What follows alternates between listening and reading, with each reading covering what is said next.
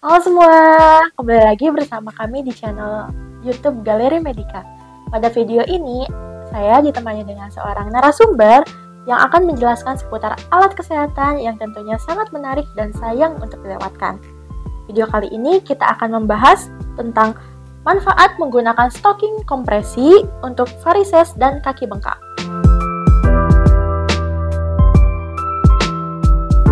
Yang akan menjelaskan materi kita yaitu seorang narasumber dari spesialis produk brand Varitex. Boleh perkenalkan terlebih dahulu, Kak? Halo semuanya, kenalin nama saya Amelia sebagai produk spesialis dari brand Varitex. Mungkin bisa langsung saja, sebenarnya apa itu stocking kompresi itu, Kak? Jadi stocking kompresi adalah stocking elastis yang memang dirancang khusus dengan adanya kompresi, Kak. Dan kompresi itu tujuannya untuk apa sih? Untuk meningkatkan sirkulasi darah yang ada di kaki. Nah, teman-teman, sekedar informasi, untuk kaos kaki elastik ini atau stocking kompresi ini mempunyai kompresi yang lebih kencang atau lebih kompres nih tekanannya di area kaki. Jadi, misalkan nih, kakak punya stocking kompresi yang dari ujung kaki sampai paha. Nah, biasanya kompresi paling berat adalah di bagian bawah. Fungsinya untuk membantu pembuluh darah untuk men-squeeze pembuluh darah untuk darah mengalir ke atas. Seperti itu, Kak. Jadi kalau dianalogikan nih, Kak, kayak misalkan nih, Kak, kayak selang. Misalkan kakak lihat selang nih, terus kakak squeeze. Nanti kan otomatis darah akan mengalirnya ke atas ya, akan melontar langsung ke atas. Nah, itu adalah mekanisme dari stocking kompresi. Terus manfaat dari stocking kompresi itu apa ya? Kayak manfaatnya yang paling pertama adalah memperlancar sirkulasi darah.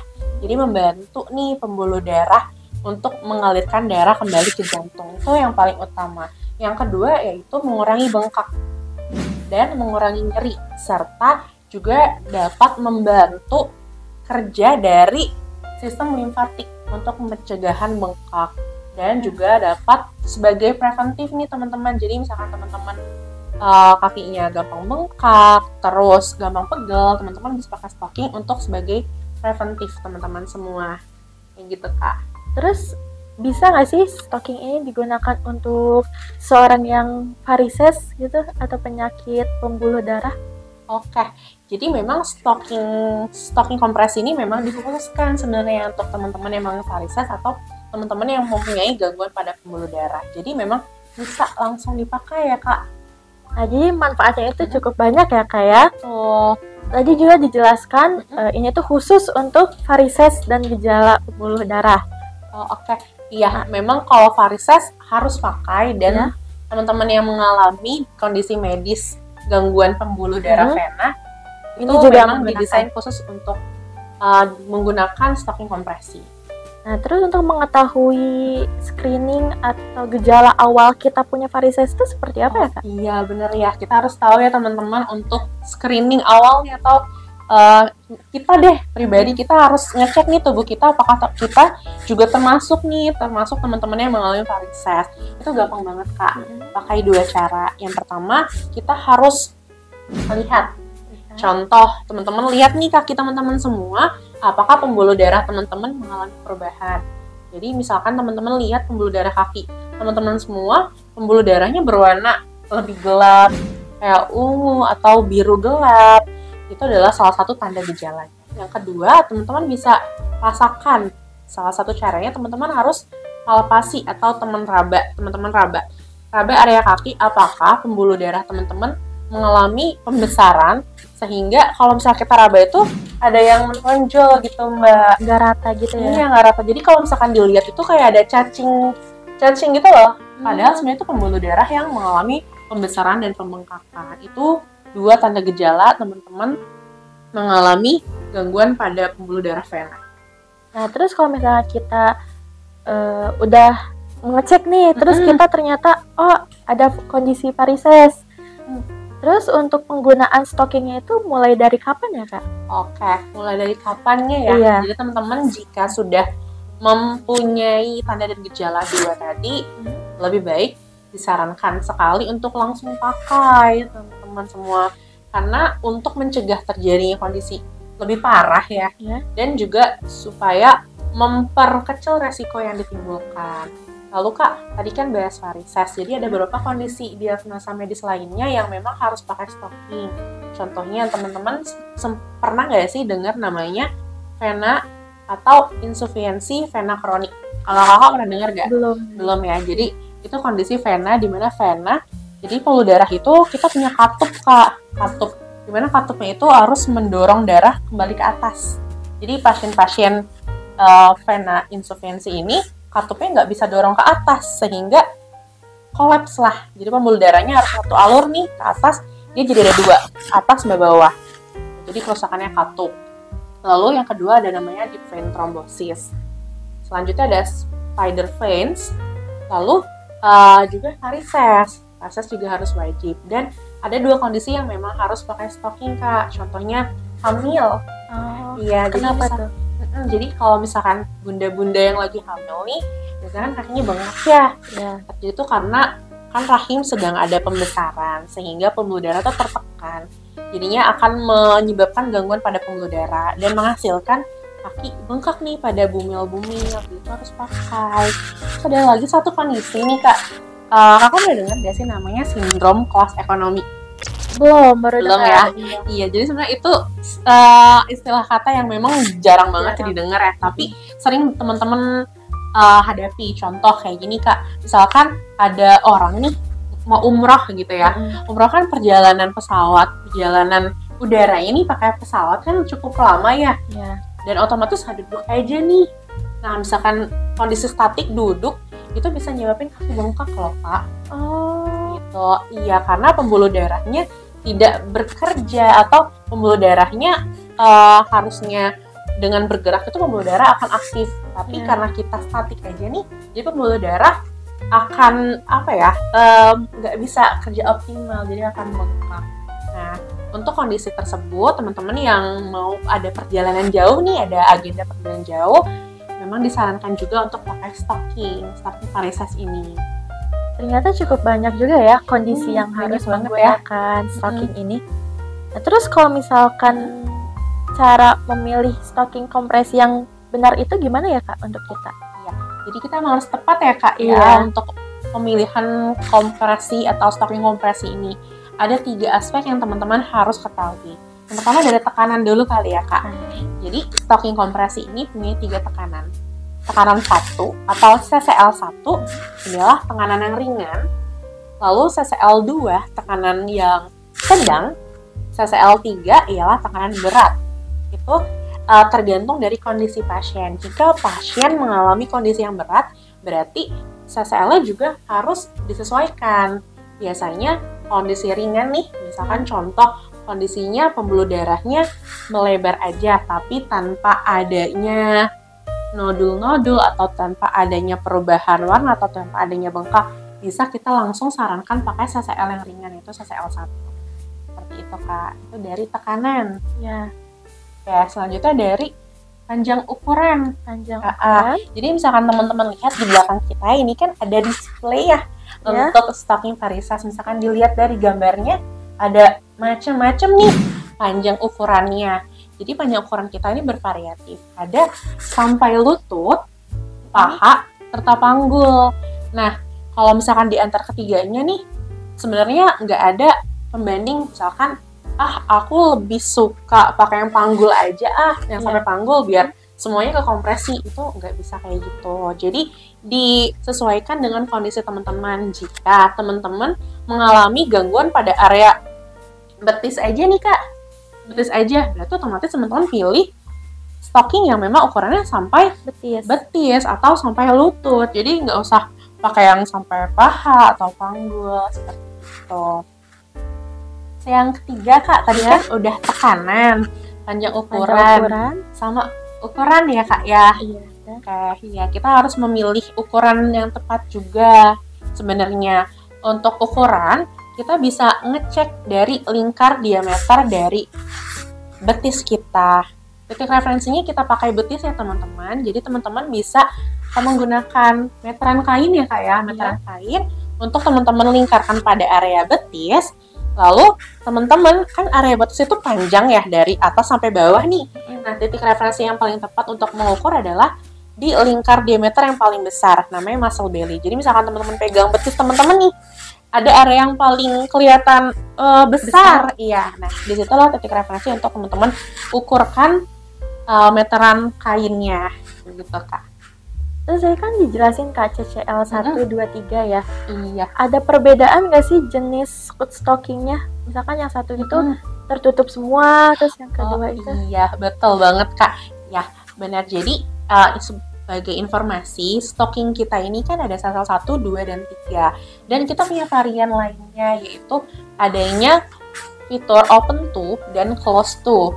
Nah, kalau misalkan open toe dan close toe, biasanya nih teman-teman kalau open toe akan ada pada CCL yang berat sedang. Jadi misalkan dia CCL-nya 1 ringan, dia nggak akan ada namanya open toe gitu. Jadi open toe itu fungsinya untuk memastikan nih teman-teman, memastikan apakah CCL tersebut sesuai dengan kondisi pasien atau pasien tidak mengalami komplikasi karena adanya kompresi yang terlalu berat gitu Kak. Itu perbedaan open toe dan closed toe.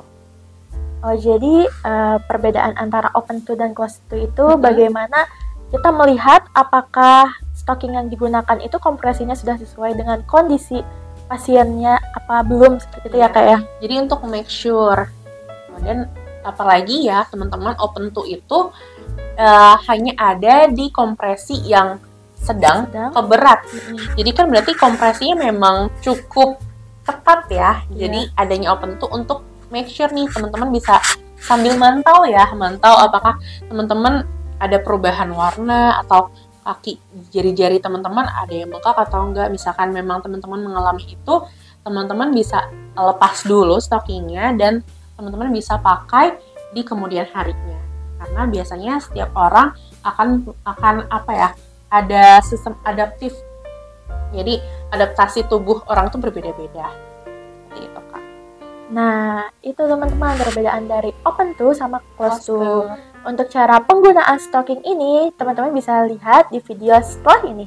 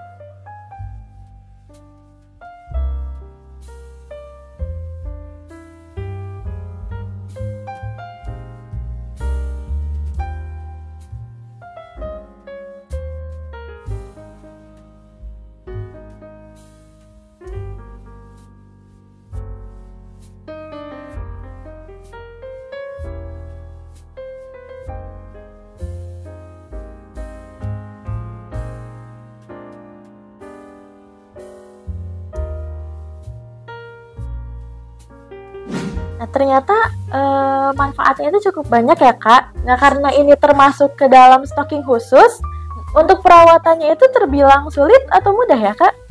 Oke, sebenarnya namanya perawatan itu sebenarnya gampang-gampang sulit ya Kak ya. Jadi teman-teman memang harus telaten. Nah, kita akan memberikan tips untuk memperpanjang lifetime atau masa penggunaan ya dari stocking teman-teman yang ada di rumah. Nah, cara perawatannya sebenarnya gampang-gampang sulit sih Kak. Dibilang gampang ya gampang. Dibilang sulit sebenarnya ya gampang-gampang aja.